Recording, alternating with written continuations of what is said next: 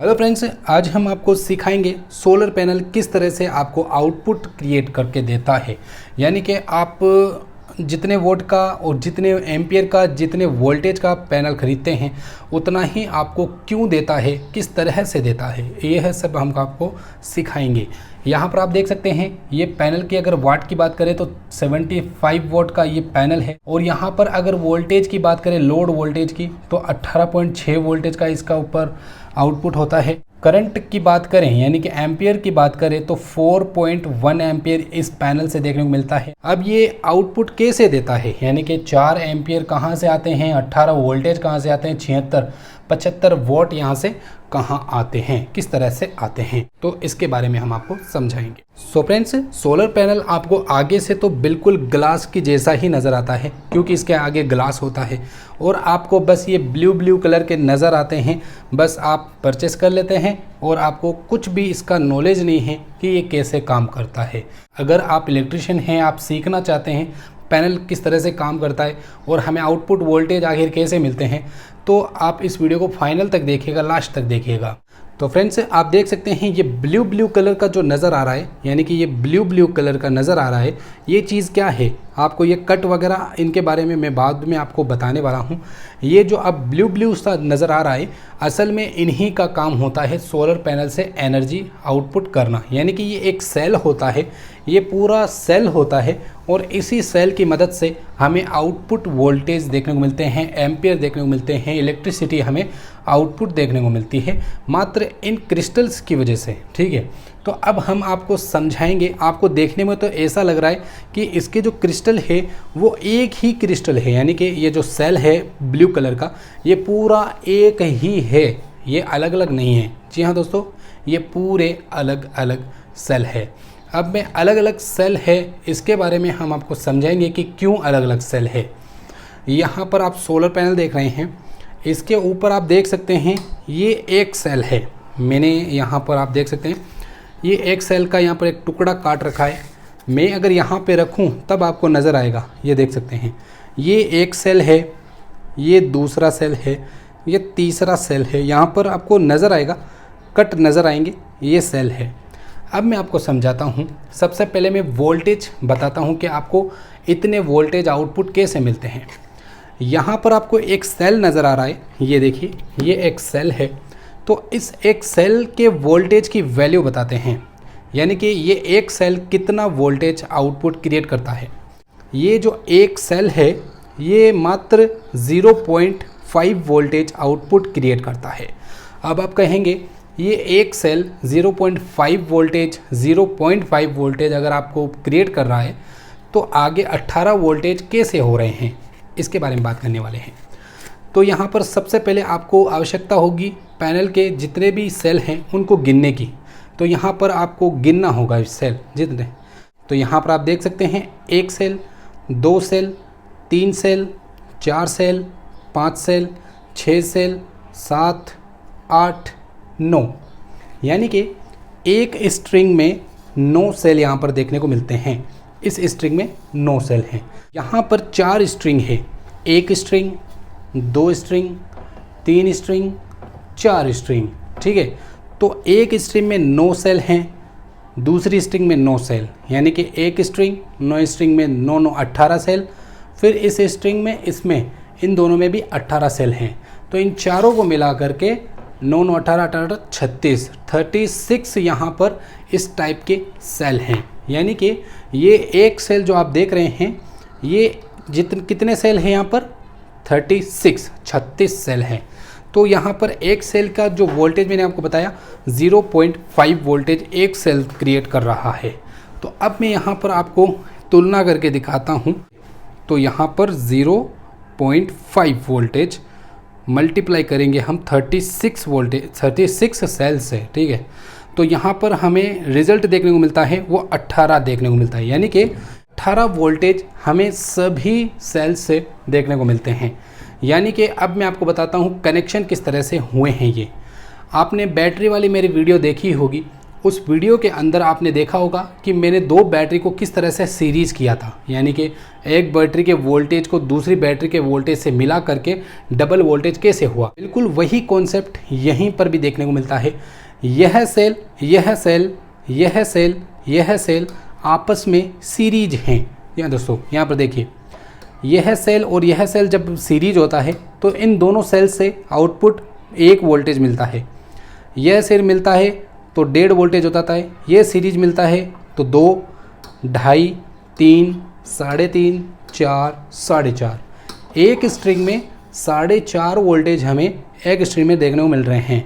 तो चारों स्ट्रिंग में, यानी एक स्ट्रिंग में हमने 4.5 वोल्टेज हमें 4.5 वोल्टेज देखने को मिलते हैं। तो सभी को मिला करके देखें तो 18 वोल्टेज हमें मिल जाते हैं। ठीक है, तो यह सीरीज कनेक्शन है। यहाँ से यहाँ से नेगेटिव बाहर निकलता है। ये जो 3 बस बार आप देख रहे हैं, 1 वायर, 2 वायर, 3 वायर, ये तीनों नेगेटिव है। ठीक है, माइनस कनेक्शन है। और इनके कनेक्शन कैसे हैं? ये तीनों बस बार इसके नीचे, इसके ऊपर से नीचे, ऊपर से नीचे, ऊपर नीचे, ऊपर नीचे होते यहाँ से इस स्ट्रिंग में मिल जा रहा है। यहाँ से ऊपर नीचे, ऊपर नीचे, ऊपर नीचे होते यहाँ से इस स्ट्रिंग में मिल जा रहा है। यहाँ से ऊपर नीचे होते यहाँ से इस स्ट्रिंग में मिलता है। यहाँ से ऊपर नीचे होते यहाँ पे आते ख़त्म हो जाता है। तो यहाँ से हमें पॉजिटिव कनेक्शन जहाँ ख़त्म हो रहा है, यहाँ से पॉजिटिव कनेक्शन मिल रहा है और यहाँ से हमें नेगेटिव कनेक्शन मिल रहा है। तो यहाँ इन दोनों के अंदर देखें तो वोल्टेज की जो क्षमता है वो 18 वोल्टेज हो जाएंगी। जितने सेल हैं उन सबको सीरीज़ करके आप वोल्टेज आउटपुट ले सकते हैं। तो यह हुई वोल्टेज को बढ़ोतरी करने की। अब हम आपको सिखाएंगे कि इसके अंदर एम्पियर आउटपुट कैसे हो रहा है, मतलब एम्पियर 4 एम्पियर क्यों है और 4 एम्पियर कैसे क्रिएट हो रहा है।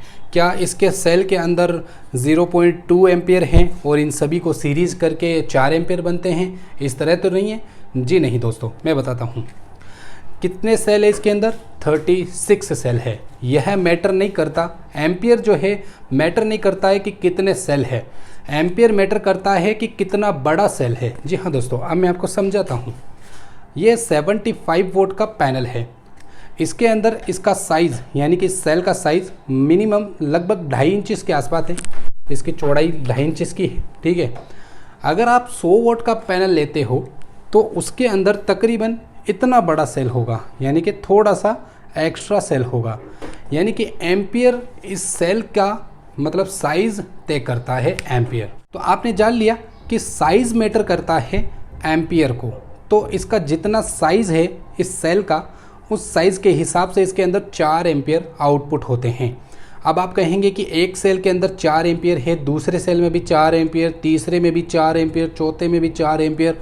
तो इस तरह से अगर हम सीरीज़ करेंगे तो हमें आउटपुट 4 को मिला करके 144 एम्पियर देखने को मिलेगा। मैं आपको समझाता हूँ। एक सेल हमें कितने एम्पियर दे रहा है? 4 एम्पियर। मल्टीप्लाई करते हैं 36 सेल से तो 144 एम्पियर, 144 एम्पियर हम इस एक पैनल से ले रहे हैं। तो हम और पैनल क्यों लगाएं? 144 एम्पियर हम इस एक पैनल से ही ले सकते हैं। जी नहीं दोस्तों, ये दरअसल बिल्कुल गलत है। यहाँ पर अगर आप जितने सेल हैं इन सब को सीरीज करेंगे, मान के चलिए ये एक सेल 4 एम्पियर का है और सभी सेल यहाँ पर 4 एम्पियर के लगाए गए हैं। तो जितने सेल आपने यहाँ पर सीरीज किया है उतने एम्पियर नहीं मिलेंगे, लेकिन आप एक सेल के अंदर जितने एम्पियर होते हैं आपको सीरीज करने के बाद आउटपुट उतने ही एम्पियर मिलेंगे जितना कि एक सेल के अंदर होता है। मैं आपको समझाता हूँ। ये कितने वोल्ट का पैनल है? 75 वोल्ट का। अब मैं आपको यहाँ से कैलकुलेशन करता हूँ। तो इन सभी सेल को मिला करके कितने एम्पियर हो रहे थे? 144 एम्पियर। अब इसे मैं मल्टीप्लाई करूँगा। इस एक सेल का वोल्टेज कितना आ रहा था? इस एक सेल का वोल्टेज 0.5 आ रहा था। तो 0.5 में जैसे ही लिखता हूँ तो यहाँ पर 72 वोट यहाँ पर देखने को मिल गया, यानी कि कैलकुलेशन आ गया 72 वोट। अब यहाँ पर मैं वोल्टेज को बढ़ा देता हूँ, एम्पियर को घटा देता हूँ। यहाँ पर मैं वोल्टेज लिखता हूँ 18, मल्टीप्लाई करता हूँ, यहाँ पर एम्पियर लिखता हूँ मैं 4, मल्टीप्लाई करता हूँ और यहाँ पर वोल्टेज लिखता हूँ 18, तो भी यहाँ पर देखने को मिलता है 72 वॉट। अब आपको समझ में आ रही होगी मेरी बात। यहाँ पर मैटर करता है सेल का साइज़। अगर सेल का साइज़ बड़ा होगा तो यहाँ से एम्पियर भी ज़्यादा होंगे और आपके सोलर पैनल का जो साइज़ है वो भी बड़ा होगा। अब यहाँ पर देख सकते हैं 75 वोट का पैनल थोड़ा छोटा है। अभी अगर 100 वोट का पैनल होता तो वो तो कुछ इतना बड़ा होता। ठीक है, अब मैं आपको इसका एक कॉन्सेप्ट समझाता हूँ। आप सोच रहे होंगे कि हम इस पैनल से एम्पियर ले सकते हैं, 144 एम्पियर ले सकते हैं। जी हाँ दोस्तों, बेहिचक ले सकते हैं, लेकिन आपको आउटपुट जो वोल्टेज मिलेगा वो 0.5 वोल्टेज ही मिलेगा।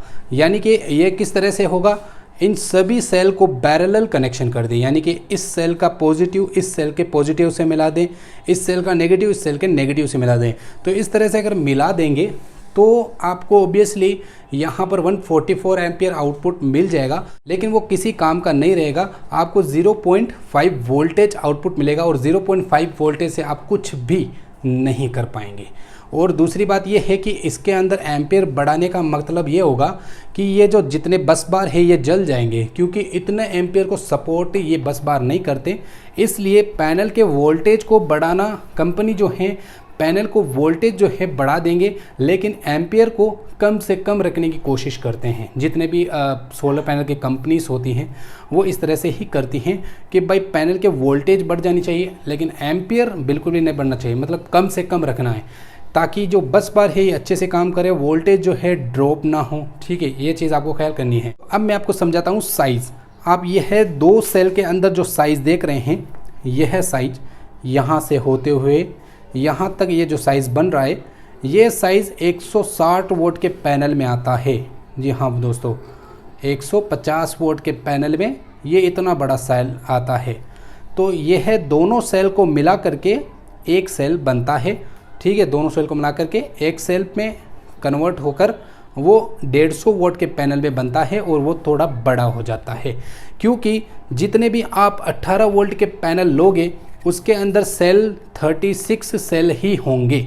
18 वोल्टेज के यानी सिंगल बैटरी के लिए आप एक पैनल परचेस करते हो, चाहे 10 वाट का परचेस करो चाहे 170-180 वाट का परचेस करो, आपको 36 सेल उसके अंदर देखने को मिलेंगे। तो गाइस, सिंगल बैटरी के लिए अगर सोलर पैनल बनाया जाता है तो वो 180 वाट लास्ट है।